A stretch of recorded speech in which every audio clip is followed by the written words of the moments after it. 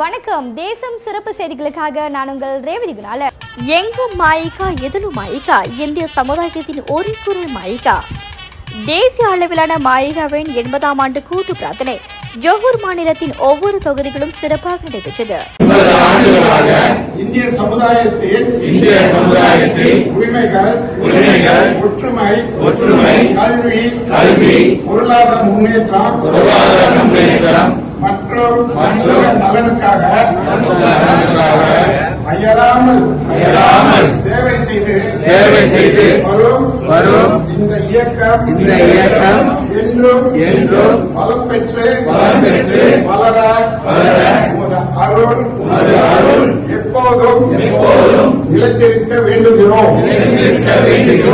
நமது தேசிய நிலையிலான தலைவர்கள், மாநில தலைவர்கள், பிரிவு தலைவர்கள், உறுப்பினர்களும் அவர்தாம் குடும்பத்தினர்களுக்கும் மாயிகா தேசிய தலைவர்கள், மாநில தலைவர்கள், தொகுதி தலைவர்கள், கிளை தலைவர்கள், மகளிர் அணியினர், இளைஞர் அணியினர், சுற்றுவட்டார ஆலைக்கு தலைவர்கள் மற்றும் பொறுப்பாளர்கள், அரசுசார இயக்கங்களின் தலைவர்கள் மற்றும் நிர்வாகிகள், சுற்றுவட்டார பிரமுகர்கள், உறுப்பினர்கள் மற்றும் பொதுமக்கள் அனைவரும் இவ்வேளையில் ஜோஹர் மாயிகாவினர் தங்களின் இதயம் கணித்த நன்றி தெரிவித்தனர்.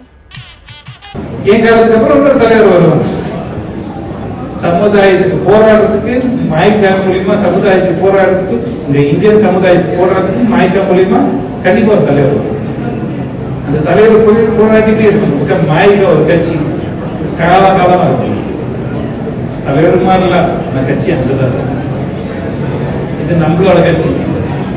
இந்த சொத்து நீங்க சொன்னீங்கன்னா நம்மளோட சொத்து. மாயிகா மூலியமா நம்ம இன்னைக்கு எய்ம்ஸ் யூனிவர்சிட்டி இருக்கு, ஹாஸ்பிட்டல் கட்ட போறோம், நிறைய தொகுதியில பில்டிங், சொந்த பில்டிங் இருக்கு, நம்மளோட சொத்து. மாயிக்காவோட சொத்து எண்ணிக்கை பாத்தீங்கன்னா பில்லியன் கணக்கு போகுது, ஒரு பில்லியன் மேல போகுது.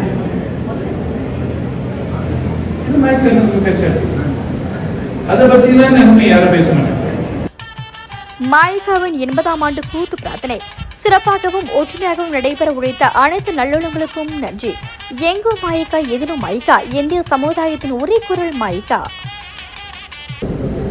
இந்த கட்சி ஆரம்பித்தவர் 1946 கட்சி ஆரம்பித்தவர் அவர் தான் தலைமை ஏற்றாரு.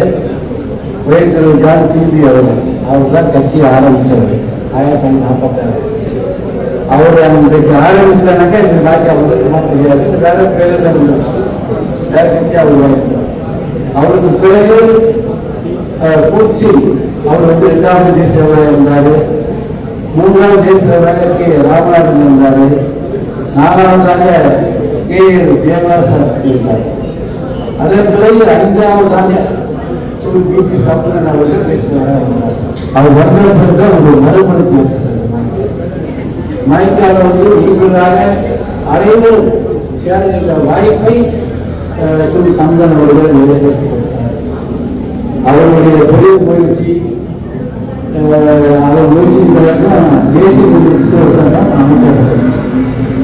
இந்தியர்களுக்கு தோட்டம் தொழிலாளர்களாக பாதிக்கப்படுகிறார் என்பதை நிலையை வைத்து தோட்டங்களை வாங்குவதற்காக அவர் ஆரம்பிச்சார்.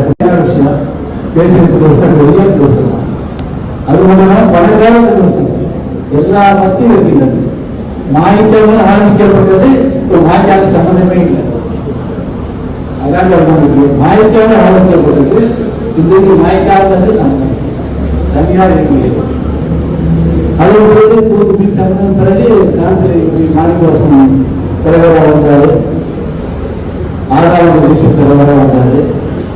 அவர் வந்த பிறகு மாய்க்கா கட்டத்தை கட்டினார். போனபோது மாய்க்கா கட்டத்தை அவர் தலைமையில் தான் கட்டப்பட்டது. ஜோஹர் மாநில மாய்க்கா கட்டத்தையும் அவர்களால் தான் கட்டப்பட்டு அவரால் தந்து வைத்தார். கட்டணத்தை அவரும் இந்திய சமுதாயத்தில் ஒரு மறுபடுத்தி ஏற்படுவதற்கு அதிகமாக பங்காற்றினார். அதன் பிறகுதாக முக்கியமான தலைவர் வந்தார் சாமி.